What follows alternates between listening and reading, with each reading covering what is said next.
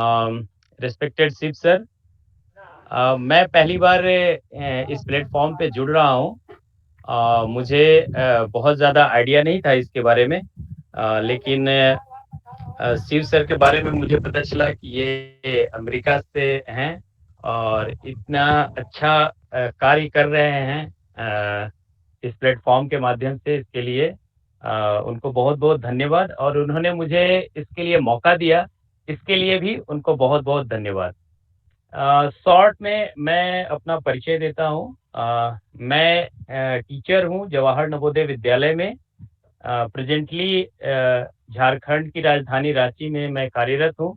अभी हमारे यहाँ समर वेकेशन चल रहा है, तो इसलिए गाँव में आया हूँ। यहाँ पे थोड़ा-सा नेटवर्क का इश्यू भी रहता है, लेकिन अभी फ़िलहाल हम ऐसी जगह पे बैठे हैं जहाँ पे नेटवर्क का कोई इश्यू नहीं है, लेकिन लाइट की समस्या है, तो वो लाइट से कोई मतलब है नहीं, कैमरा मैंने ऑफ कर दिया है। जैसा कि सर ने मुझे बताया कि आज का जो टॉपिक है वो जेन वीएसटी को लेकर के है। जेन वीएसटी अर्थात जवाहर नवोदय विद्यालय सिलेक्शन टेस्ट। ये सिलेक्शन टेस्ट जो है ऑल इंडिया में आयोजित किया जाता है, और इसमें क्लास 5 में पढ़ने वाले बच्चे पार्टिसिपेट करते हैं। मैं सबसे पहले इसकी पृष्ठभूमि में जाता हूँ। अ, जवाहर नवोदय विद्यालय की स्थापना 1986 में जो नई शिक्षा नीति आई थी, उसके तहत इसकी स्थापना की गई थी। ये फुली रेसिडेंशियल स्कूल है, और इसमें कह सकते हैं कि सब कुछ फ्री में उपलब्ध कराया जाता है सिलेक्टेड स्टूडेंट्स के लिए, यानी जो विद्यार्थी इसमें पार्टिसिपेट करते हैं, एग्जाम देते हैं, उसके बाद उनको। एक मिनट सर, एक कॉल आ रहा है, थोड़ा सा मैं होल्ड लेना चाहता हूँ। मेरी आवाज आई होप आ रही होगी सर, शिव सर। हाँ जी, ठीक है। जी, ठीक है, आप बात कीजिए। जी हाँ सर। तो 1986 में आप सभी को ज्ञात होगा, भारत के प्रधानमंत्री श्री राजीव गांधी जी थे। राजीव गांधी जी चुनाव प्रचार के दौरान एक गांव में गए हुए थे और गांव के विद्यालय को देख रहे थे। तो गांव के विद्यालय की स्थिति आज तो कुछ हद तक हम कह सकते हैं कि भारत सरकार के जितने भी स्कूल हैं, स्टेट सरकार के अंतर्गत जो आते हैं, उनकी स्थिति आज कुछ हद तक अच्छी है, लेकिन पहले बहुत ही बुरी स्थिति थी। तो राजीव गांधी उत्साही प्रधानमंत्री थे, उन्होंने एक गाँव के बच्चे से पूछ लिया कि बेटा, लाइफ में क्या बनना चाहते हो?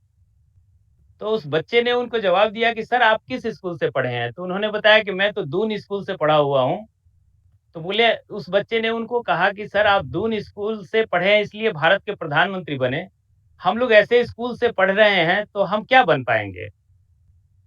ये बात राजीव गांधी को बहुत टचिंग लगी, और उसी समय जो न्यू एजुकेशन पॉलिसी बनी, उसमें उन्होंने एक ऐसे विद्यालय की परिकल्पना की, जो बिल्कुल एक मॉडल स्कूल हो, जिसमें सारी सुविधाएँ उपलब्ध कराई जा सके, और जो ग्रामीण क्षेत्र के टैलेंटेड स्टूडेंट्स हैं, वो इसमें पार्टिसिपेट कर सकें। तो पहली बार एक्सपेरिमेंट के तौर पे 1986 में ही 2 जेएनवी की स्थापना हुई। एक जेएनवी अमरावती महाराष्ट्र में, और दूसरा जेएनवी झज्जर हरियाणा में।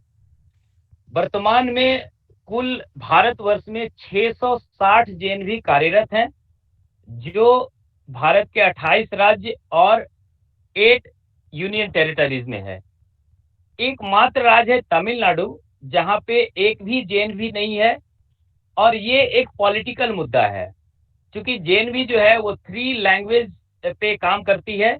एक इंटरनेशनल लैंग्वेज जो कि इंग्लिश है, दूसरा इंडियन लैंग्वेज जो कि हिंदी है, और तीसरा जो मदर टंग।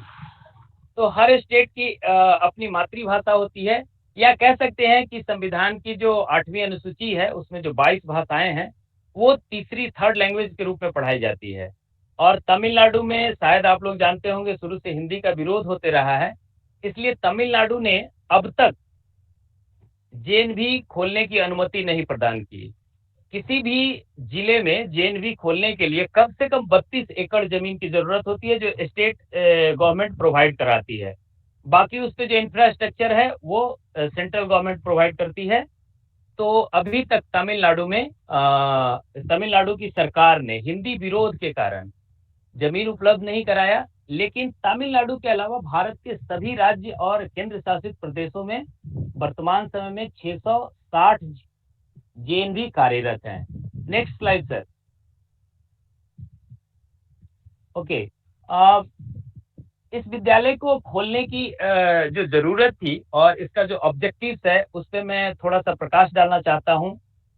चूंकि भारत एक बहुत विशाल देश है, यहाँ साउथ का जो लैंग्वेज है, कल्चर है, वो नॉर्थ से बिल्कुल अलग है, ईस्ट का कल्चर वेस्ट से बिल्कुल अलग है। तो नेशनल इंटीग्रेशन की बहुत आवश्यकता है और ये एक उद्देश्य है नवोदय विद्यालय की स्थापना की, और इसका अवसर प्रदान किया जाता है। नवोदय विद्यालय हर जिले में होता है और उसी जिले के जो रेसिडेंशियल बच्चे हैं, मतलब उस जिले में पढ़ने वाले बच्चे, रेसिडेंस से तात्पर्य उनका आवासीय प्रमाण पत्र से यहाँ नहीं माना जाता है। जो बच्चा जिस जिले में पढ़ रहा हो क्लास 5 में, जैसे मान लीजिए कि मैं अरवल जिले का हूँ और मेरा बच्चा अगर पटना डिस्ट्रिक्ट में पढ़ रहा है तो वो पटना डिस्ट्रिक्ट के नवोदय विद्यालय के लिए एलिजिबल है। तो किसी भी बच्चे का जो आवास माना जाएगा वो उसके स्कूल से काउंट किया जाता है। तो वहाँ क्लास 5 में पढ़ने वाला बच्चा नवोदय विद्यालय का जो एंट्रेंस टेस्ट JNVST जिसको कहते हैं, जवाहर नवोदय विद्यालय सिलेक्शन टेस्ट, जब उसमें को क्वालिफाई कर लेता है तो वहाँ का स्टूडेंट्स बनता है और क्लास 9 में उसको अवसर दिया जाता है। और ये अवसर इस आधार पे दिया जाता है कि बिहार का बच्चा कश्मीर जाएगा और कश्मीर का बच्चा बिहार आएगा, या फिर बिहार का बच्चा अरुणाचल प्रदेश जाएगा और अरुणाचल प्रदेश का बच्चा बिहार आएगा। इस तरह से एक सीक्वेंस बना हुआ है ताकि यहाँ का बच्चा वहाँ के कल्चर को समझे, वहाँ का बच्चा यहाँ के कल्चर को समझे। तो एक नेशनल इंटीग्रेशन नवोदय विद्यालय स्थापना का मूल आधार है, मूल ऑब्जेक्टिव्स है। दूसरा है इक्वलिटी एंड सोशल जस्टिस। ग्रामीण क्षेत्र में बहुत सारे बच्चे हैं, हमारे संविधान के कॉन्स्टिट्यूशन फंडामेंटल राइट्स में इस बात की चर्चा की जाती है, लेकिन ये इक्वलिटी और सोशल जस्टिस तभी आएगा जब हम अपने अधिकार के प्रति सजग होंगे। तो नवोदय विद्यालय उन सभी बच्चों को क्वालिटी एजुकेशन के माध्यम से उनको इतना जागरूक बनाती है कि वो अपने इस अधिकार को, सोशल जस्टिस को, इक्वलिटी को ठीक से समझ सके और उसको अपने लाइफ में प्रैक्टिस कर सके। उसके साथ ही साथ गुड क्वालिटी मॉडर्न एजुकेशन। लगभग सभी नवोदय विद्यालय एक स्मार्ट स्कूल है। वहाँ पे एक स्कूल में जो जो फीचर्स होने चाहिए, जैसे good quality library, smart labs. अभी तो प्रेजेंटली लगभग मैं समझता हूँ कि 30% नवोदय विद्यालय को के हर क्लासरूम को स्मार्ट क्लास में कन्वर्ट कर दिया गया है। जहाँ पे नहीं भी कन्वर्ट किया गया है वहाँ पे हर नवोदय विद्यालय में एक स्मार्ट क्लास होता है, जहाँ बच्चे दिन में कम से कम हर क्लास के बच्चे एक बार तो जरूर विजिट करते हैं। इसके अलावा अटल टिंकल लैब की स्थापना लगभग सभी नवोदय विद्यालय में की गई है। सभी नवोदय विद्यालय में एक अच्छा सा प्लेग्राउंड की सुविधा दी गई है। सभी नवोदय विद्यालय में फिजिकल टीचर, 2 फिजिकल टीचर होते हैं, एक मेल और एक फीमेल, एक लाइब्रेरियन, एक आर्ट टीचर, एक म्यूजिक टीचर। तो और सभी विषय के स्पेशलिस्ट टीचर होते हैं जो नेशनल लेवल के एग्जाम क्वालिफाई करने के बाद आते हैं। तो इन सबको कुल मिलाकर अगर देखा जाए तो एक बच्चे को गुड क्वालिटी मॉडर्न एजुकेशन इस विद्यालय में उपलब्ध कराया जाता है, वो भी फ्री ऑफ कॉस्ट। इसके अलावा भारत सरकार की जितनी भी योजनाएं एजुकेशन के क्षेत्र में आती है तो उसे सबसे पहले नवोदय विद्यालय और केंद्रीय विद्यालय में ही एक्सपेरिमेंट बेस पे उतारा जाता है। अभी जैसे न्यू एजुकेशन पॉलिसी 2020 आई, जो कोरोना के कारण थोड़ी प्रभावित हुई है, उसको भी अब तक तो इम्प्लीमेंट नहीं किया गया है, लेकिन लगभग नवोदय विद्यालय और केंद्रीय विद्यालय के सभी टीचरों को इसके रिगार्डिंग ट्रेनिंग दी जा चुकी है।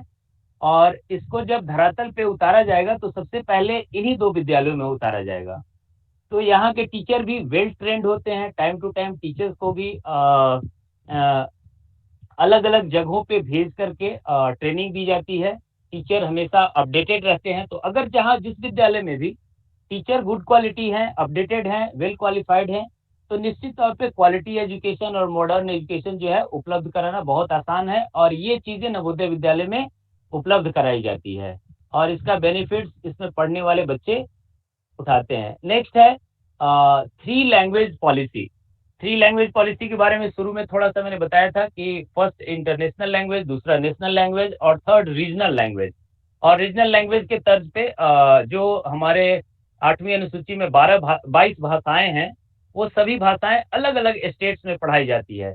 जैसे हो सकता है यहीं पे एक शेरघाटी विद्यालय है, जहाँ के जो बिहार में है, गया डिस्ट्रिक्ट में के नवोदय विद्यालय सिरघाटी में स्टैब्लिश है। वहाँ के बच्चों को थर्ड लैंग्वेज के रूप में मणिपुरी सिखाया जाता है। तो भाषा जो है सिर्फ ग्रामेटिकल नॉलेज ही नहीं देती है, मणिपुर के कल्चर से भी बच्चे अवगत होते हैं, और इनका माइग्रेशन भी मणिपुर से होता है। तो नेशनल इंटीग्रेशन भी इसके माध्यम से दिया जाता है। Sir next slide.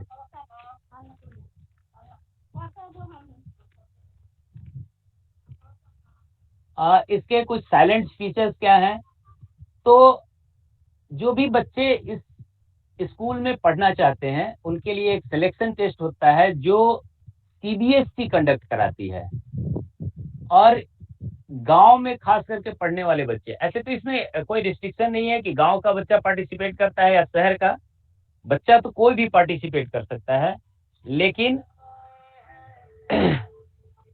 इसमें 6 क्लास के कोई भी बच्चे अगर पार्टिसिपेट करते हैं तो सीबीएसई के द्वारा ऑल इंडिया बेस्ड का एक एग्जाम में पार्टिसिपेट करने का उनको मौका मिलता है, जिसको हम कहते हैं JNVST, Jawahar Navodaya Vidyalaya selection test. और इसमें जैसे हो सकता है किसी के मन में ये सवाल हो कि कितने मार्क्स पे इसका सिलेक्शन होता है, तो एक्चुअली मेरिट लिस्ट के आधार पे होता है, वो मैं डिटेल्स में आपको थोड़ा आगे बताऊंगा।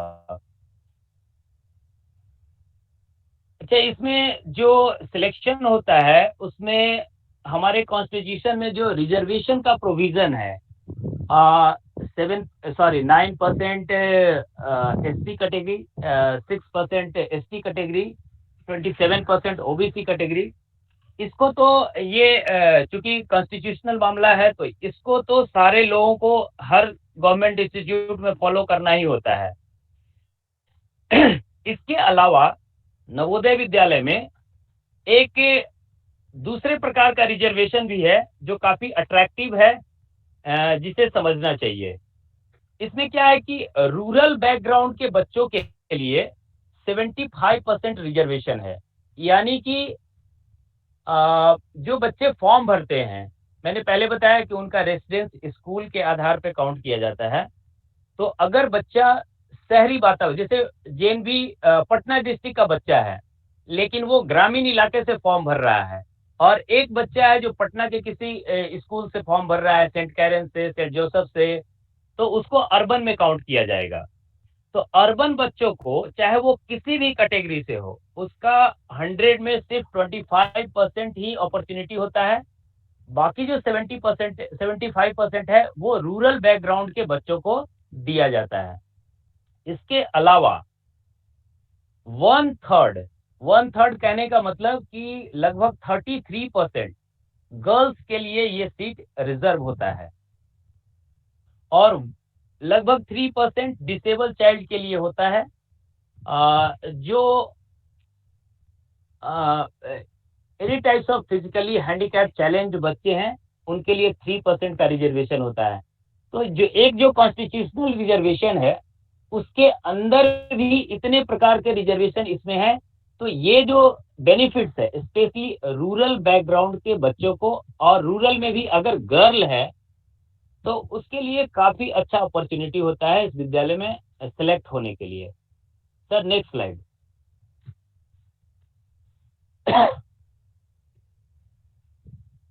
अच्छा, जैसा कि अभी आप देख सकते हैं को एड है, यानी यहाँ पे लड़का और लड़की दोनों पार्टिसिपेट कर सकते हैं।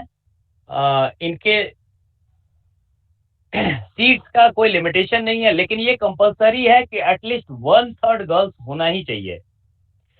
और मैंने एक चीज देखा, इससे पहले मैं नॉर्थ ईस्ट में पोस्टेड था, तो वहां मैंने देखा कि 50% गर्ल्स का एडमिशन होता था और लेस देन 50% बॉयज। अभी हमारी पोस्टिंग झारखंड रांची में है, तो यहाँ पे थोड़ा उल्टा है। यहाँ पे गर्ल्स डोमिनेशन ज्यादा है, लड़कों की संख्या ज्यादा है। लेकिन रिजर्वेशन के कारण कम से कम 33% तो गर्ल्स होना ही है। तो यहाँ पे देखा कि थोड़ी गर्ल्स की संख्या कम है। तो ये किसी भी स्टेट में गर्ल्स अवेयरनेस को दिखाता है, लेकिन 33% गर्ल्स होना ही चाहिए। ये स्कूल जो है सीबीएसई से एफिलिएटेड है। इसमें जो मेजर एडमिशन होता है वो सिर्फ क्लास 6 में होता है। वैसे लेटरल एंट्री क्लास 9 और क्लास 11 में भी होता है, लेकिन क्लास 9 और 11 में जो लेटरल एंट्री है वो न के बराबर है। जहां पे सीटें अगर उपलब्ध हो, और वो सीटें भी कितनी होती है, 1-2 होती है। लेकिन क्लास 6 में हर जेएनवी में, जो कि हर जिले में उपलब्ध है, 80 सीट्स होता है। नवोदय विद्यालय में 40-40 करके 2-2 सेक्शंस है, तो हर सेक्शन में 40-40 बच्चे, तो क्लास 6 में 80 बच्चों का एडमिशन होता है। अगला पॉइंट है कि राइट ऑफ एजुकेशन के तहत क्लास 8 तक फ्री एजुकेशन अभी स्टेट गवर्नमेंट भी प्रोवाइड करवाती है। दूसरे जगहों पे भी जो गवर्नमेंट इंस्टीट्यूट है वहां पे फ्री एजुकेशन है। ये चीज नवोदय विद्यालय में भी है। लेकिन इसके साथ ही नवोदय विद्यालय में क्लास 9 से 12 तक 600 का नॉमिनल फी लगता है। वो भी किसके लिए लगता है, ओबीसी और जनरल बॉयज ओनली। जो बच्चा ओबीसी या जनरल कैटेगरी से है और वो लड़का है, जनरल कैटेगरी या ओबीसी की भी अगर लड़की है, छात्रा है, तो उसको ये 600 का नॉमिनल फी पर मंथ भी नहीं देना है। तो कुल मिला के हम कह सकते हैं कि टोटली फ्री एजुकेशन इस विद्यालय में गवर्नमेंट के द्वारा उपलब्ध कराया जाता है, जिसमें खाने की व्यवस्था, रहने की व्यवस्था, किताबों की व्यवस्था, टीचर्स की व्यवस्था, या एक आदमी को सर्वाइवल के लिए जितनी भी चीजों की जरूरत होती है, वो सारी चीजें यहाँ पे फ्री ऑफ कॉस्ट उपलब्ध कराई जाती है। Sir next.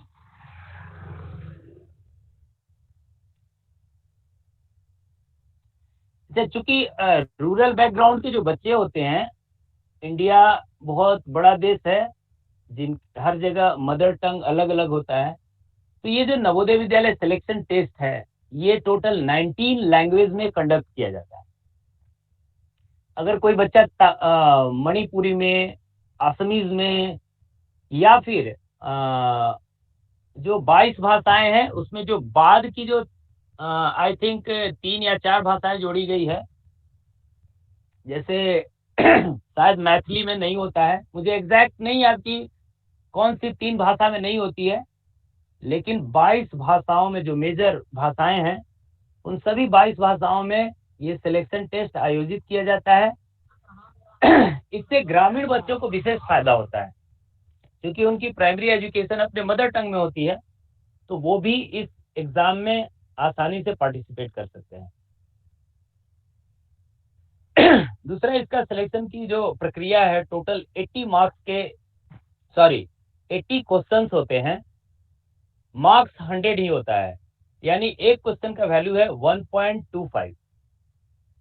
तो इसमें सिलेबस में क्या क्या है, पहला है मेंटल एबिलिटी, इसके टोटल 40 क्वेश्चन यानी 50 मार्क्स के होते हैं। दूसरा है अर्थमेटिक यानी मैथमेटिक्स, 20 क्वेश्चंस होते हैं 25 मार्क्स के। और तीसरा है लैंग्वेज, 20 क्वेश्चंस 25 मार्क्स। और ये सभी जो है ऑब्जेक्टिव एग्जाम होते हैं, यानी कि सब्जेक्टिव लिखना नहीं है, ओएमआर शीट पे होता है और टिक मार्क्स सिर्फ करना है, बच्चे को डार्क करना होता है। और ये एग्जाम जो है, जिसका सेंटर हर ब्लॉक में बनाया जाता है। ग्रामीण क्षेत्र के बच्चों को ये भी समस्या आती है कि वो ज़्यादा दूर जा नहीं सकते हैं। पेरेंट्स जो हैं वो इलिटरेट होते हैं, ज़्यादातर बच्चों के, तो ज़्यादा दूर नहीं जा सकते हैं, तो उनकी सुविधा के लिए हर ब्लॉक में एक सेंटर बनाया जाता है, जहाँ पे बच्चे आसानी से, लगभग उनके घर से 3-4 किलोमीटर के दायरे में एक सेंटर बनाया जाता है और ये एग्ज़ाम कंडक्ट कराया जाता है। ये 2019 का डेटा मेरे पास था, लगभग 7,000 सेंटर्स पे ये एग्ज़ाम कंडक्ट हुआ था। Sir next slide.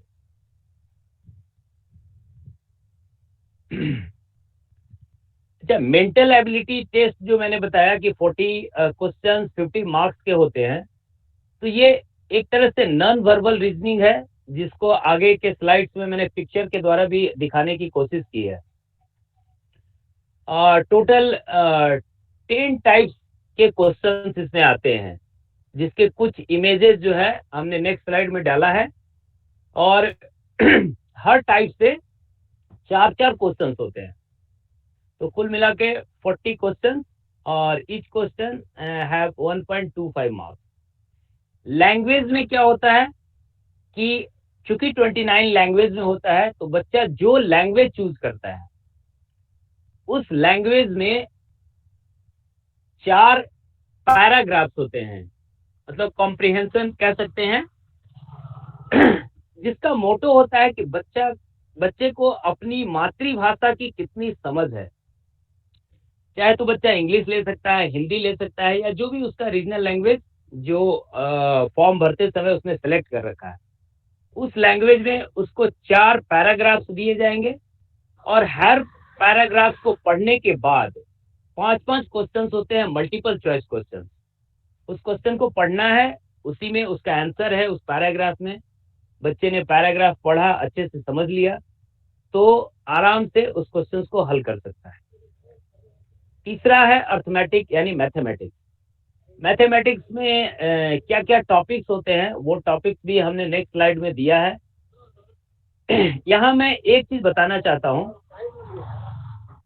कि जो नवोदय विद्यालय में सिलेक्शन होता है, वो सब कुछ मैथमेटिक्स पे ही डिपेंड करता है, क्योंकि मेंटल एबिलिटी के क्वेश्चंस इतने, कह सकते हैं कि इजी कह सकते हैं, या फिर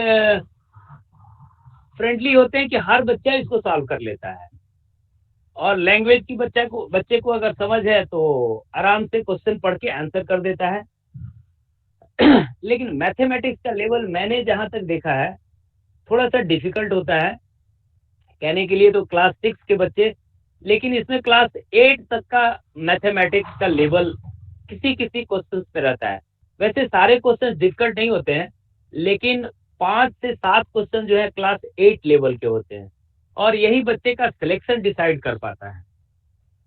अगर जिस बच्चे ने मैथमेटिक्स के 20 में से 18 क्वेश्चन अगर अटेम्प्ट कर लिया, तो उसकी सिलेक्शन होने की संभावना 100% के आसपास हो जाती है। बाकी मैक्सिमम बच्चे जिन्होंने थोड़ी बहुत तैयारी की है, सभी बच्चे मेंटल एबिलिटी और लैंग्वेज में अच्छा ही कर लेते हैं। अगर वो पीछे छूटते हैं तो सिर्फ मैथमेटिक्स में। ये एग्जाम जो है 11 बजे बच्चा सेंटर पे रिपोर्ट करता है, सेंटर के अंदर इंटर करता है, क्लासरूम में पहुंचता है, 11:15 पे उसको OMR सीट के साथ क्वेश्चन पेपर दिया जाता है। 15 मिनट उसे पढ़ने का टाइम मिलता है, और 11:30 से 1:30 तक, यानी 2 घंटे का नॉन स्टॉप ये एग्जाम है। बच्चा इसमें पार्टिसिपेट करता है, यानी बच्चे को कुल मिला के 2 घंटा 15 मिनट का टाइम दिया जाता है, और इसी 2 घंटे 15 मिनट में 80 क्वेश्चंस उनको अटेम्प्ट करने होते हैं। Sir next slide.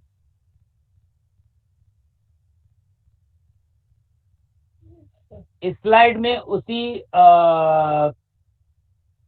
को थोड़ा सा विस्तार से दिया गया है कि अगर हम प्लानिंग करें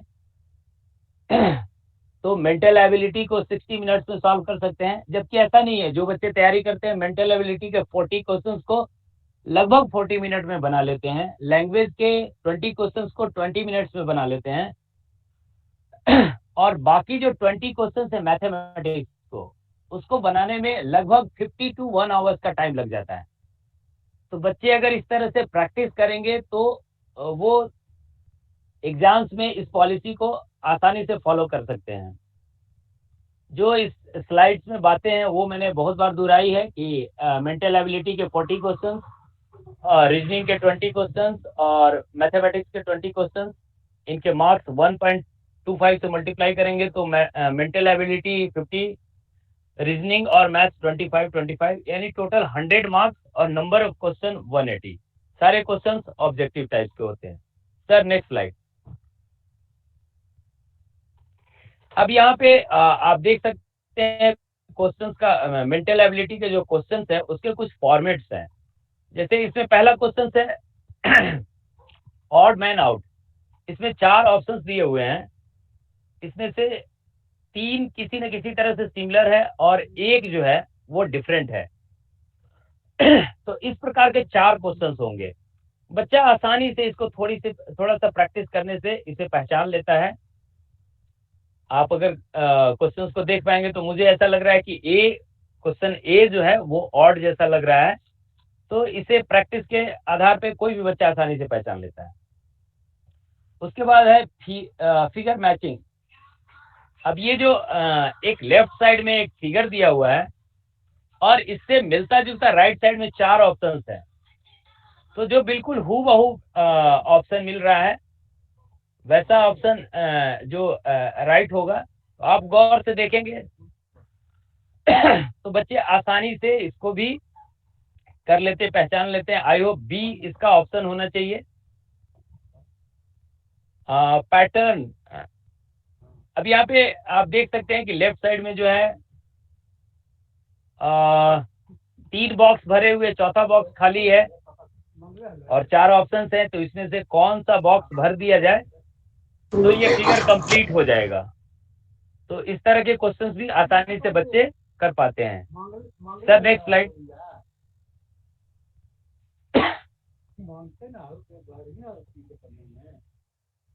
इसी तरह से अभिषेक जी के अलावा सब लोग म्यूट रहे प्लीज। जा रहा है फिगर नेक्स्ट जो रीजनिंग का मेंटल एबिलिटी का क्वेश्चन होगा वो है फिगर सीरीज कंपटीशन।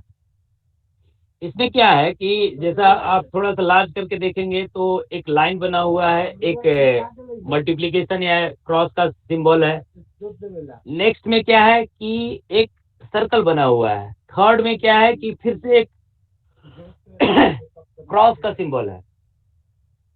तो नेचुरली उसके नेक्स्ट में एक सर्कल होना चाहिए। तो यहाँ पे फिर 4 ऑप्शंस हैं, अब कौन सा राइट आंसर है। इस प्रकार के क्वेश्चंस प्रैक्टिस करने के बाद बहुत आसानी से बच्चे इसको भी सॉल्व कर पाते हैं। अगला एनालॉजी का क्वेश्चंस होता है। अभी इस पैटर्न को देखेंगे, जैसे पहला में क्या है कि ट्रायंगल है, ऊपर की ओर है, दूसरे में उल्टा हो गया, ये एक पैटर्न हुआ। दूसरे क्वेश्चन से क्या है, एक पेंटागन है, 5 साइडेड फिगर है, तो इसका आंसर जस्ट इसका अपोजिट होना चाहिए, जैसा कि यहाँ पे ए ऑप्शंस में दिखाया गया है। तो ये सब बहुत इजी क्वेश्चंस हैं। नेक्स्ट क्वेश्चन आप देख सकते हैं, लेफ्ट साइड में एक कटिंग फिगर है और राइट साइड में 4 ऑप्शंस हैं, तो कौन सा फिगर इसमें सेट करेंगे तो ये कंप्लीट स्क्वायर बन जाएगा या रेक्टेंगल बन जाएगा। तो इस तरह के क्वेश्चंस होते हैं। Next slide sir.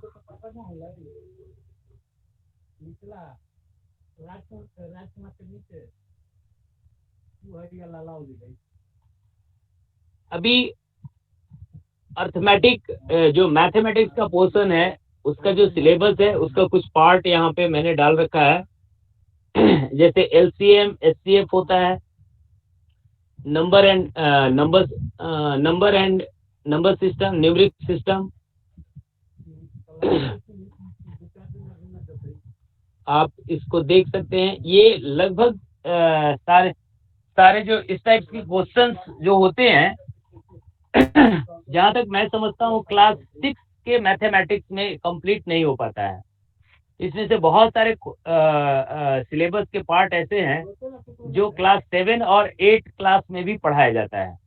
तो इसलिए मैंने शुरू में ही बोला था, जैसे डिस्टेंस, टाइम एंड स्पीड, ये मुझे नहीं लगता है कि 6 क्लास में पढ़ाया जाता है, या और भी कुछ कुछ टॉपिक्स इसमें है। इसमें कुछ शायद मैं स्लाइड में नहीं डाल पाया, जैसे प्रॉफिट लॉस, वो भी एक टॉपिक है जिससे क्वेश्चन पूछे पूछे जाते हैं। वर्क एंड टाइम, इससे भी क्वेश्चंस होते हैं जो पूछे जाते हैं, जो सिंपली क्लास 6 के बच्चों को, जो गवर्नमेंट स्कूल के बच्चों को जो सिलेबस है उसमें नहीं होता है। लेकिन एक दो क्वेश्चन रहते हैं, इसलिए मैथमेटिक्स को थोड़ा विशेष फोकस करने की जरूरत होती है। Sir next slide.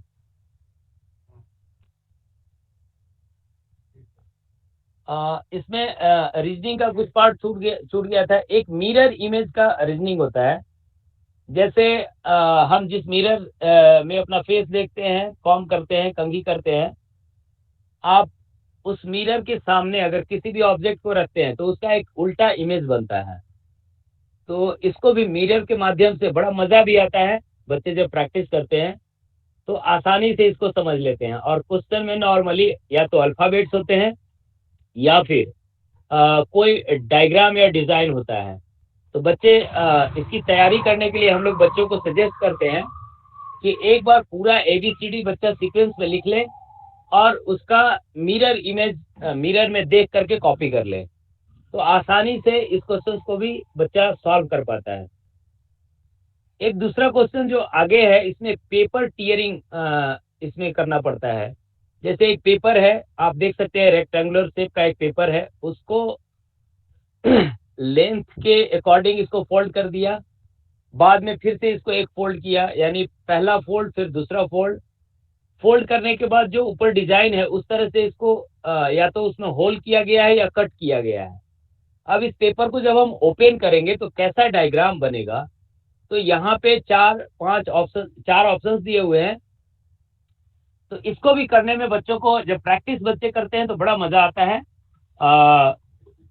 A4 size का पेपर उससे स्क्वायर शेप या रेक्टेंगुलर शेप में कट कर लेते हैं और इसको उसी के अकॉर्डिंग, इंस्ट्रक्शन के अकॉर्डिंग पेपर काट काट के जब प्रैक्टिस करते हैं तो 1-2 दिन में बिल्कुल कंसेप्ट क्लियर हो जाता है कि कैसे कट करेंगे या कैसे होल करेंगे तो कैसा ये जब उसको ओपन करेंगे तो कैसा इमेज बनेगा।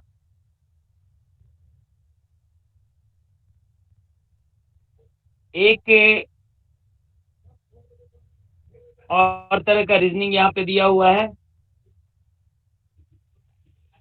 ये शेप के बारे में,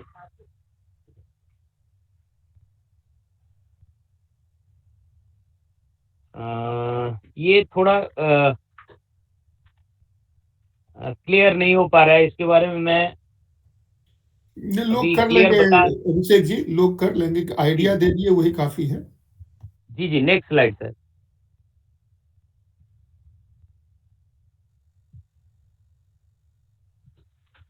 ये इंग्लिश का लैंग्वेज का जो पार्ट है, मैंने बताया कि 20 क्वेश्चन जो है लैंग्वेज से होता है। अभी हमने अपनी कन्वीनियंस के अनुसार हिंदी और इंग्लिश का एग्जाम्पल लिया है, लेकिन ये 19 लैंग्वेज में होते हैं। अगर बिहार के अगर बच्चे हैं तो उनको ज्यादातर हिंदी प्रीफर्ड होता है, या कॉन्वेंट पब्लिक स्कूल का कोई बच्चा अगर भर रहा है फॉर्म को तो उसको इंग्लिश इजी लगता है। तो इसमें क्वेश्चन का फॉर्मेट यही होता है कि एक पैराग्राफ होगा, बच्चा पैराग्राफ को पढ़ेगा और उसको समझेगा, चाहे वो किसी भी लैंग्वेज का हो। उससे रिलेटेड 5 मल्टीपल चॉइस क्वेश्चन होंगे, बच्चा क्वेश्चन पढ़ेगा और उसमें से जो सुटेबल उसको आंसर लग रहा है उसको टिक करेगा और फिर उसको OMR शीट पे डाल करेगा। Sir next slide. हिंदी का एक एग्जांपल दिया हुआ है कि एक पैराग्राफ है, बच्चा इसको पढ़ेगा, उसके बाद क्वेश्चंस को पढ़ेगा और जो 4 ऑप्शंस हैं, राइट ऑप्शंस क्या है, वो इस पैराग्राफ से ही जुड़ा हुआ है। तो जिस बच्चे को लैंग्वेज की अंडरस्टैंडिंग है तो इसको बहुत आसानी से कर लेता है। लैंग्वेज में ऐसा नहीं कि ग्रामर या किसी और चीज का क्वेश्चन नहीं होता है। बहुत बच्चों को कंफ्यूजन होता है कि शायद संज्ञा सर्वनाम, अगर हिंदी का बच्चा है तो विशेषण क्रिया, ये सब कुछ पूछा जाएगा, ऐसा कुछ नहीं है। मेन मकसद है लैंग्वेज अंडरस्टैंडिंग। बच्चे जब भाषा पढ़ते हैं तो उसको समझ पाते हैं कि नहीं, तो उसके लिए सिंपल सा क्वेश्चन सिर्फ पैराग्राफ होता है और उसके द्वारा आसानी से बच्चे क्वेश्चंस को कर पाते हैं। Sir next slide. मार्केट में इस तरह के बुक्स अवेलेबल हैं, हिंदी में, इंग्लिश में, या ज्यादातर तो इसी भाषा में मिलते हैं किताब, लेकिन दूसरे दूसरे जो क्षेत्र के बच्चे हैं वहां पे भी अलग भाषा में किताब उपलब्ध है। मैं समझता हूँ कि इन किताबों की कीमत जो है वो लगभग 200-250 के आसपास मैक्सिमम होगा। तो ये प्रैक्टिस के लिए ये किताबें बहुत अच्छी होती है। इसमें प्रीवियस ईयर क्वेश्चन पेपर भी रहते हैं और बहुत सारे सैंपल पेपर दिए हुए रहते हैं, और प्रैक्टिस के लिए अलग से कुछ दिया हुआ रहता है। तो बच्चे जब इसको, और इसके लिए अलग से टीचर की जरूरत नहीं है। जो आपके यहाँ कोई आस पड़ोस में टीचर है जिसे मैथ और मैथ्स की समझ है, तो वो मेंटल एबिलिटी वाले क्वेश्चंस को भी बच्चों को बहुत अच्छे से गाइड कर सकते हैं। या फिर मम्मी पापा अगर पढ़े लिखे हैं तो घर में इस किताब के माध्यम से बच्चे को गाइड कर सकते हैं। Sir next slide. हाँ, यहाँ पे एक ओएमआर शीट है। ओएमआर शीट का नेक्स्ट स्लाइड पे एक दूसरा इमेज भी है। इसमें क्या है कि बच्चे का नाम, रोल नंबर, जो बुकलेट नंबर होता है, ये सारा पोर्शन भरना होता है। लेकिन इसमें एक स्पेशल इंस्ट्रक्शंस होता है, क्योंकि बच्चे क्लास 6 के होते हैं, क्लास 5 के होते हैं। तो जो इन्विजिलेटर होता है उस बच्चे के क्लास में, आप जब भी कोई एग्जाम देते हैं, उसको एग्जाम कंडक्ट कराने के लिए एक इन्विजिलेटर होते हैं। तो सिर्फ इसी एग्जाम में ये फैसिलिटी दी गई है कि बच्चा का रोल नंबर, बच्चा का ओएमआर शीट नंबर, ये इन्विजिलेटर फिल करेगा, न कि बच्चा फिल करेगा। क्योंकि अगर बच्चा फिल कर दिया, कुछ एरर हो गया, तो फिर उस बच्चे का रिजल्ट पेंडिंग चला जाएगा। बच्चे को, सर नेक्स्ट स्लाइड दिखाएंगे। हाँ, ये जो पार्ट है, ये इसमें जो क्वेश्चन आंसर का पार्ट है, वो पार्ट सिर्फ जो है वो बच्चा भरेगा। बाकी जो रोल नंबर और ये सब पार्ट है, ये सब ऊपर में आप उतना क्लियर इमेज नहीं है, इसके साथ सब लिखा रहता है कि टू फिल्ड बाय इन्विजिलेटर। अब यहाँ पे एक प्रॉब्लम आती है कि अगर कोई इन्विजिलेटर बच्चों के फेवर में है तो वो बच्चे का क्वेश्चन भी कर सकता है सेंटर पे। तो इसको रोकने के लिए हर नवोदय विद्यालय से सेंटर पे एक टीचर जाता है और उसका काम है सुपरविजन करना, ऑब्जर्व करना कि कोई इस तरह का इन्विजिलेटर कोई इस तरह के एक्टिविटी में इंडल्ज ना हो। इन्विजिलेटर सिर्फ बच्चे का रोल नंबर, बुकलेट नंबर ही भरे, उसके जो क्वेश्चन वाले पोर्शन है उसको टच ना करे। और ऐसा मतलब करते पाए जाने पे उनके अगेंस्ट लीगल एक्शन भी होता है। तो मैं उम्मीद करता हूं कि ऐसा शायद न के बराबर होता होगा। Sir next slide.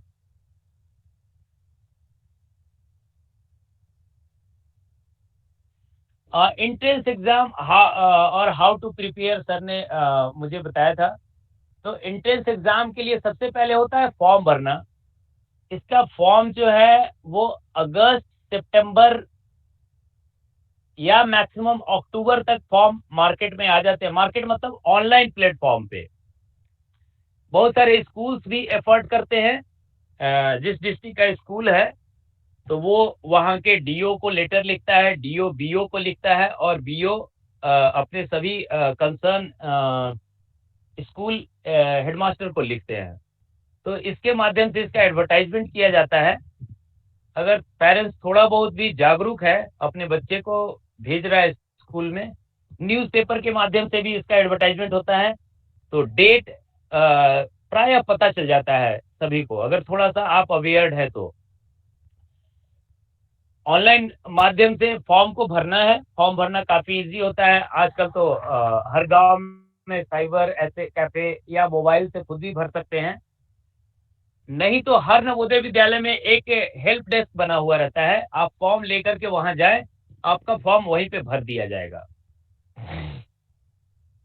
इसमें पार्टिसिपेट करने वाले बच्चों के लिए एलिजिबिलिटी एक तो एज का होता है, जो प्राय 11 से 13 साल, शायद एग्जैक्ट मुझे डेट नहीं याद है, लेकिन वो एडवर्टाइजमेंट के साथ निकलता है, शायद 9 से 11 साल या 11 से 13। सर मुझे एग्जैक्ट डेट अभी याद नहीं आ रहा है, लेकिन वो डेट मेंशन्ड होता है बच्चे का सर एज। इसका जी हाँ सर इसका डेट 9 से 13 साल के बच्चे इसके लिए अप्लाई कर सकते हैं।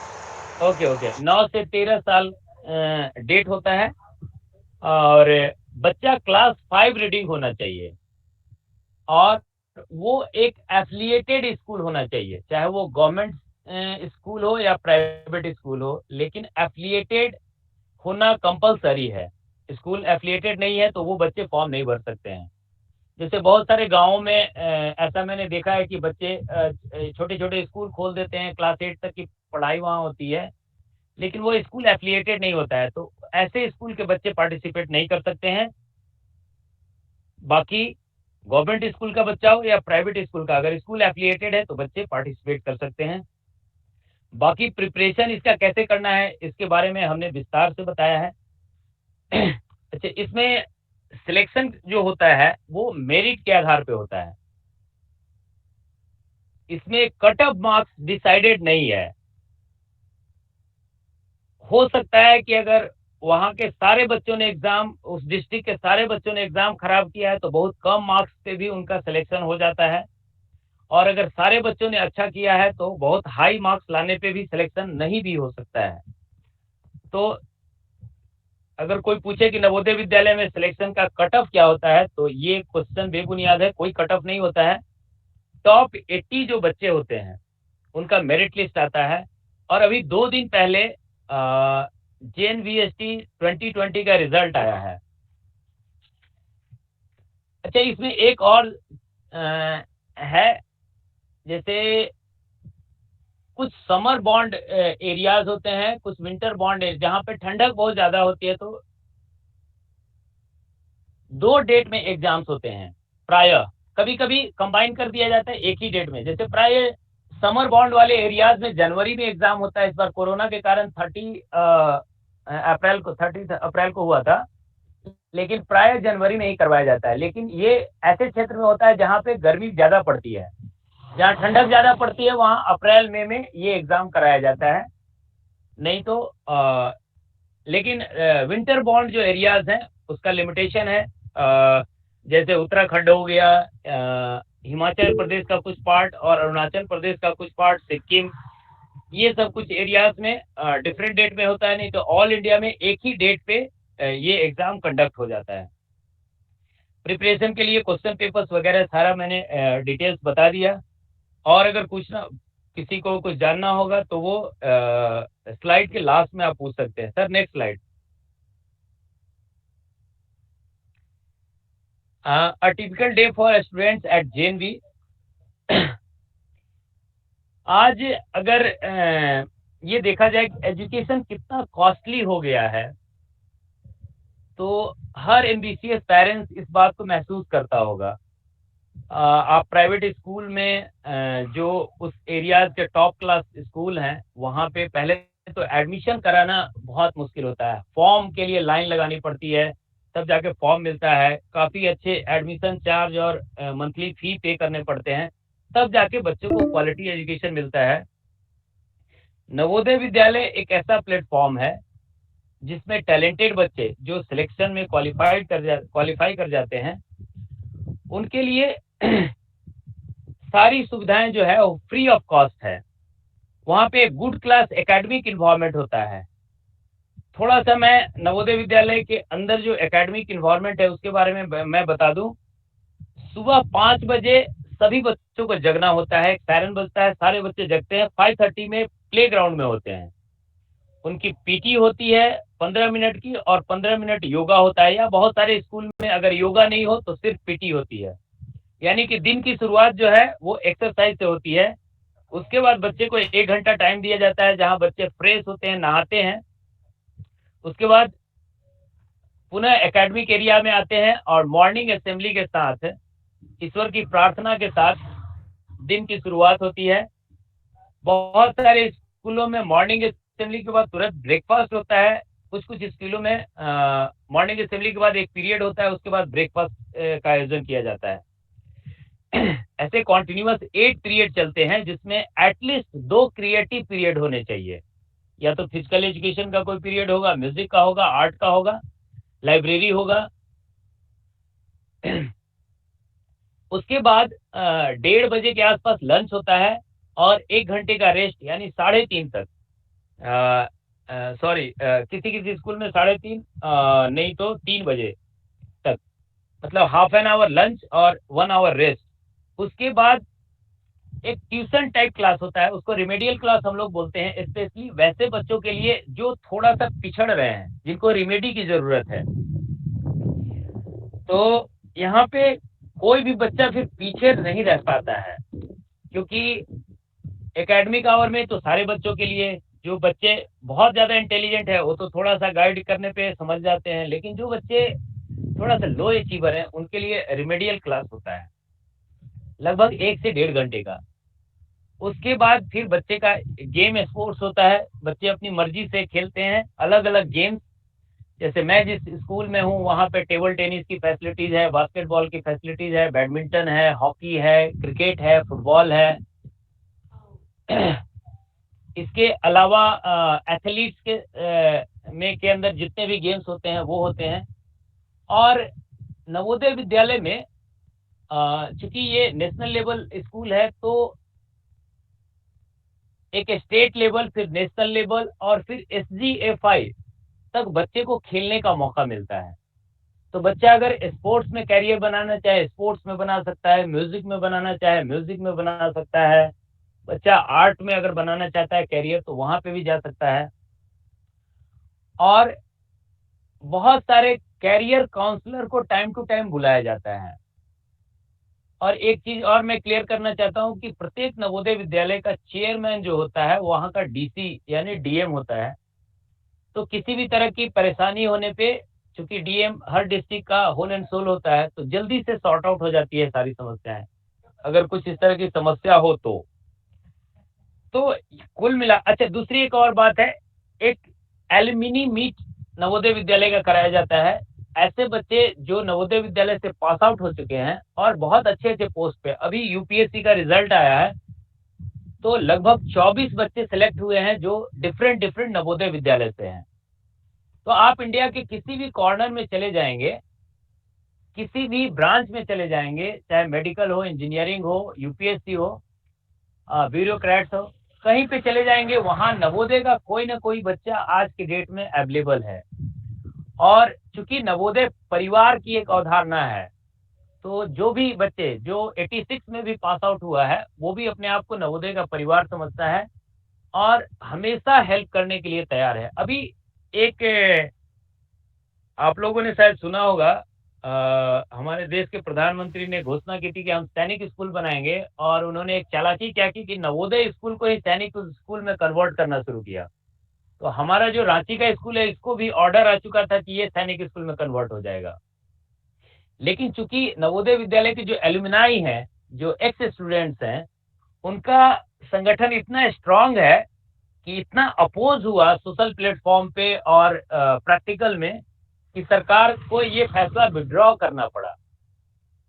तो हर स्कूल में साल में एक बार एलुमनाई मीट कराया जाता है, जिसमें वहाँ के बच्चे पार्टिसिपेट करते हैं जो डिफरेंट फील्ड में बहुत अच्छा कर गए हैं।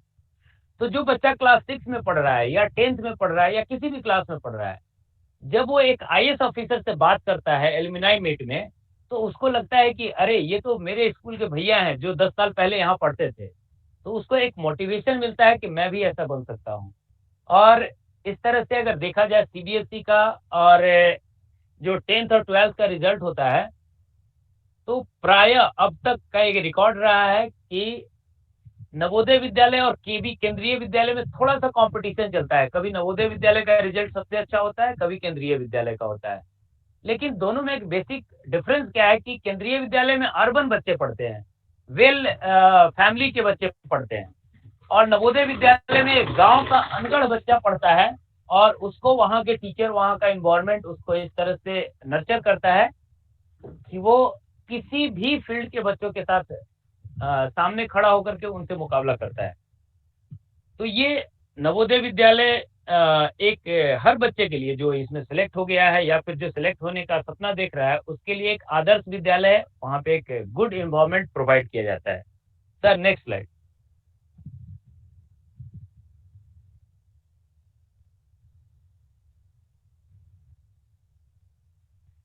अच्छा, नवोदय विद्यालय जैसा सर ने ये स्लाइड बनाया था, कुछ और भी स्कूल्स हैं, जैसे जेएनवी तो जवाहर नवोदय विद्यालय को ही कहते हैं। सैनिक स्कूल है, मिलिट्री स्कूल है, सेंट्रल स्कूल है, आर्मी पब्लिक स्कूल है और एक रिम्स राष्ट्रीय मिलिट्री स्कूल शायद।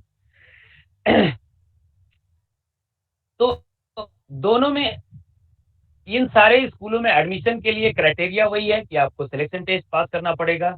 ये सारे स्कूल भी बेस्ट स्कूल्स हैं। केंद्रीय विद्यालय, इसमें एक सेंट्रल स्कूल केंद्रीय विद्यालय जो है थोड़ा डिफरेंट है, मैं लास्ट में बता देता हूँ। लेकिन बाकी जो सैनिक स्कूल है, मिलिट्री स्कूल है, ये सारे रेसिडेंशियल स्कूल्स हैं, लेकिन इसमें फी पे करना पड़ता है। नवोदय विद्यालय रेसिडेंशियल होने के साथ साथ ऐसा स्कूल है जिसमें फी पे नहीं करना पड़ता है, तो पुअर बैकग्राउंड के बच्चे भी इसमें आसानी से पार्टिसिपेट कर सकते हैं। ये एक मेजर डिफरेंस है। जबकि बाकी जो स्कूल्स हैं उनमें फी बहुत ज्यादा तो नहीं होता है, लेकिन फिर भी एक मानक रखता है, जहाँ पे बहुत ज्यादा गरीब फैमिली से जो बच्चे बिलोंग करते हैं वो नहीं पार्टिसिपेट कर पाएंगे शायद। सेंट्रल अभिषेक स्कूल जी, अभिषेक जैसा बताया अभिषेक जी ने, ये स्टेट लेवल पे जनरली है और स्टेट लेवल पे कंपटीशन होता है और कुछ अक्रॉस द स्टेट भी 9th ग्रेड में थोड़ा ट्रांसफर हो सकता है। और उसका लाइफ ऑब्वियसली उसका उद्देश्य अलग है सैनिक स्कूल का कि डिफेंस सर्विसेज के लिए तैयारी करवाते हैं वो, और वहाँ पे जो जाता है उसको एनडीए का एग्जाम देना कंपलसरी होता है। मीडियम इंग्लिश है और इसलिए फौज में ज़्यादा लोग भर्ती होते हैं, और चूंकि फौज में क्रीम चला जाता है या ज़्यादा लोग चले जाते हैं, इसलिए बाकी सिविल सर्विसेज में रिप्रेजेंटेशन होता है, कम नहीं होता, लेकिन उतना अधिक नहीं होता, लेकिन होता है। मिलिट्री स्कूल उसी तरह का है, केवल 6 मिलिट्री स्कूल है देश में, और ये किंग जॉर्ज के नाम पे मिलिट्री स्कूल था। तो उसके दोनों का कहानी एक ही है, लेकिन वो 5 ही है, 6 नहीं, 5 है, सॉरी। और वो किंग जॉर्ज के नाम पे चलता है। केंद्रीय विद्यालय के बारे में बता दिए Abhishek ji. Army public school effectively army का प्राइवेट स्कूल है। आर्मी हर एक कैंट में जहां भी ज्यादा संख्या, जैसे दिल्ली वगैरह में आर्मी पब्लिक स्कूल है, सभी जगह आर्मी पब्लिक स्कूल नहीं होते हैं, और जहां होता है वहां पे आर्मी ही उसको मैनेज करती है और आर्मी के बच्चे ही उसमें पढ़ते हैं। आर्मी मतलब डिफेंस सर्विसेज के बच्चे पढ़ते हैं। RIMC बहुत पुराना स्कूल है, रॉयल इंडियन मिलिट्री कॉलेज नाम है उसका एक्चुअली, बट है स्कूल, और वहाँ पे भी बहुत कंपटीशन के बाद ही एग्जाम होता है, एंट्रेंस होता है, और काफी पॉपुलर है। और इनफैक्ट दून स्कूल का कंपटीशन है RIMC 1922 में शायद खुला ही है, 1922 में खुला है, जबकि इंडियन मिलिट्री एकेडमी 1932 में खुला है। तो उसका सेंचुरी हो गया RIMC का। और बहुत RIMC के एल्यूमिनाई भी बहुत अच्छे पोस्ट पे रहते हैं और बहुत तगड़ा एल्यूमिनाई है उनका। इस टॉपिक को हम खत्म करते हैं। क्वेश्चन आंसर करने के लिए हम लोग ये सेशन ज्वाइन किए हैं, या कुछ और अभिषेक जी आपको बताना है तो आप बताइए, नहीं तो क्वेश्चन आंसर होगा। अब मैं फिर से म्यूट हो जाता हूँ। नहीं सर, बाकी सारी बातें जो नवोदय विद्यालय से संबंधित थी वो तो मैंने बता ही दिया। अगर कोई क्वेश्चन है तो पूछा जा सकता है। सर मेरा एक क्वेश्चन है। सर 30 अप्रैल को मैंने नवोदय का एग्जाम अटेंड किया था, जिसमें मेंटल एबिलिटी में मुझसे 1 मिस्टेक हुई थी, मैथ में 2 मिस्टेक हुई थी और लैंग्वेज में 2 मिस्टेक। टोटल मैंने 5 मिस्टेक की थी 80 क्वेश्चंस में। 80 क्वेश्चंस को मैंने अटेम्प्ट किया था। मेरा परसेंटेज आ रहा था 94.75%। आज नवोदय का रिजल्ट निकला है और मैं सेलेक्ट नहीं हो पाया हूँ। तो सर मुझे सिर्फ ये जानना है कि जनरल कैटेगरी को आरक्षण तो कुछ नहीं मिलता है सर, साथ में उन जनरल कैटेगरी के सीट्स पे ओबीसी और बाकी कैटेगरी के बच्चे कब्जा कर लेते हैं, तो सर हमको बहुत प्रॉब्लम होता है। क्वेश्चन तो आपका बहुत अच्छा है। ये जनरल कैटेगरी के सिर्फ विद्यार्थी, सभी विद्यार्थी इसको फेस करते हैं हर स्टेज पे। नौकरी पे भी ये सेम समस्या है। तो अब ये हकीकत है, इसको एक्सेप्ट करना पड़ेगा। और मैं जनरल कैटेगरी के जितने भी लोग हैं उनको ये सजेशन देना चाहता हूं कि आप ये मान के चलिए कि आपको दूसरे कैटेगरी के जो भी बच्चे हैं या कॉम्पिटिटर हैं उनसे 2 गुना ज्यादा हार्ड वर्क करना पड़ेगा। बुरा लगता है, सबको लगता है, आपको लग रहा है। अभी सेम कंडीशन मेरी एक भतीजी, उसने भी ऐसा ही किया था पिछले साल, दूसरे डिस्ट्रिक्ट से, चूंकि मेरा अरवल डिस्ट्रिक्ट है तो वहां से उसने पार्टिसिपेट किया था, उसका भी सिलेक्शन नहीं हुआ। तो आई होप कि आप सेकेंड लिस्ट का वेट कर सकते हैं, बट ये फैक्ट है, इसके बारे में कुछ नहीं कर सकते हैं। हम यही कहेंगे कि इन फ्यूचर और ज्यादा हार्ड वर्क कीजिए। आप इस रियलिटी को इसी क्लास 6 में ही आप समझ लिए, ये बड़ी अच्छी बात है। आगे से और हार्ड वर्क कीजिए ताकि कोई डाउट ना रहे। आप 100 स्कोर करने की कोशिश कीजिए। 94 में जैसे आपने फील किया कि मेरा सिलेक्शन नहीं हुआ, तो आप 100 स्कोर कीजिए। है, तो क्या हम इसे ये कह सकते हैं कि नवोदय विद्यालय जो है और जनरल लोगों की मुकाबले अनदर कास्ट ज़्यादा उनके बच्चे हैं, या फिर कम परसेंटेज है जनरल वालों का? और एक ये भी पूछना चाहूँगी, क्या मैं ये कर सकते हैं कि बच्चे अगर एक फर्स्ट अटेम्प्ट नहीं कर पाया तो और दूसरा चांस नहीं दिया जाता है क्या? इस विषय में अगर कुछ बताया। ये बिल्कुल फैक्ट है कि जनरल कैटेगरी के स्पेशली बॉयज को बहुत कम अपॉर्चुनिटी है, क्योंकि उनका रिजर्वेशन बहुत कम हो जाता है। तो अगर बच्चा 100% क्वेश्चन करता है, जैसे मैं अपने बारे में बताऊं कि जब मैं क्लास 6 में पढ़ता था तो मैंने भी नवोदय का एग्जाम दिया था, और मैंने भी अपने टीचर से चेक कराया था, तो मेरा भी सेम कंडीशन था। लगभग 95-96% का क्वेश्चन अटेम्प्ट किया था, लेकिन सिलेक्शन नहीं हुआ। तो ये खुद मेरे साथ हो चुका है। तो ये फैक्ट है कि जनरल कैटेगरी के बच्चों को उसमें सेलेक्ट होना थोड़ा सा डिफिकल्ट तो है। श्योर 100% श्योर अगर करना चाहते हैं तो फिर आप प्रैक्टिस ऐसा करें कि 100% अटेम्प्ट करें क्वेश्चन, और वो भी सही, तो सिलेक्शन होगा। जैसे मैं जिस विद्यालय में पढ़ा रहा हूँ वहां पे जनरल कैटेगरी के बच्चे हैं, तो मैं ये भी नहीं कर सकता हूँ कि बिल्कुल नहीं होता है। एडमिशन होता है, जनरल कैटेगरी का भी होता है, लेकिन कट ऑफ उनका बहुत हाई होता है।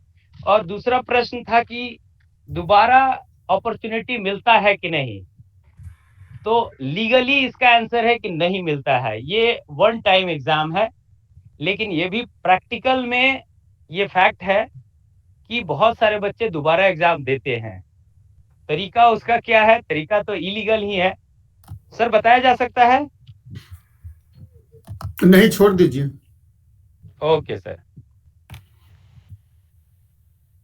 अगर हम अपने बच्चे को, अगर मैं मान लीजिए कि मेरा बच्चा अगर 5th क्लास में है, अगर मेरी जिद है कि हम नवोदय में ही करवाना चाहते हैं, बेशक हमको 2 साल बैक होना पड़े, हम फिर से रिकवर करवाएं, उसको क्लास इम्प्रूवमेंट नहीं करने दें, हम 6 का ही फिर से कंटिन्यू करवाएं, तो क्यों नहीं? अगर मुझे प्रॉब्लम नहीं है कि मेरा बच्चा आगे नहीं बढ़ेगा, उसी स्टैंडर्ड से करेगा, तो फिर क्या प्रॉब्लम हो सकती है? थोड़ा सा अगर बताएं, अगर आप ज्यादा कुछ नहीं बता सकते हैं तो। प्रॉब्लम आपका नहीं है, प्रॉब्लम लीगल चैलेंज है। आप कबूल कर रहे हैं, इसका मतलब ये नहीं कि वो लीगल चैलेंज हटा दिया जाएगा। लीगल चैलेंज ये है कि बच्चा आपका 5वीं में पढ़ रहा है, वो 6ठी के लिए एग्जाम दे रहा है, तो दोबारा वो बच्चा 5वीं पढ़ रहा है और दोबारा एग्जाम 6ठी के लिए दे रहा है, ये सरकार को कबूल नहीं है। आपका टॉपिक नहीं है, टॉपिक सरकार का है। सरकार ये निर्णय लिया है कि एक बच्चा एक ही बार एग्जाम देगा। तो ये अभिषेक जी का प्रॉब्लम नहीं है, मेरा प्रॉब्लम नहीं है, आपका प्रॉब्लम नहीं, ये सरकार को प्रॉब्लम हो रही है। तो ये प्रश्न पॉलिटिकल है, ये सरकार से पूछा जा सकता है। यहाँ पे जो लोग हैं वो उसका जवाब नहीं दे पाएंगे। ओके का 2 एग्जाम होता था मेरे टाइम में, अभी भी शायद वही होता होगा। एक होता है क्विक मैथमेटिक्स रीजनिंग, जिसमें 100 सवाल 15 मिनट में करने होते हैं। बहुत हल्का सवाल होता है, जोड़ गुणा घटाव भाग ही होता है। और दूसरा 2 घंटे का परीक्षा होता है। तो दूसरा तो जैसे नवोदय का होता है उसी तरह का होता था, अभी क्या होता है मैं नहीं कह सकता, वो तो ऑनलाइन मिल जाएगा। लाइफ स्टाइल नवोदय का और सैनिक स्कूल में फर्क है। सैनिक स्कूल में फिजिकल एक्टिविटी पे काफी ज्यादा जोर है, और एनडीए यूपीएससी जो होता है नेशनल डिफेंस एकेडमी, उसके ऊपर काफी जोर रहता है और कंपलसरी होता है एग्जाम देना।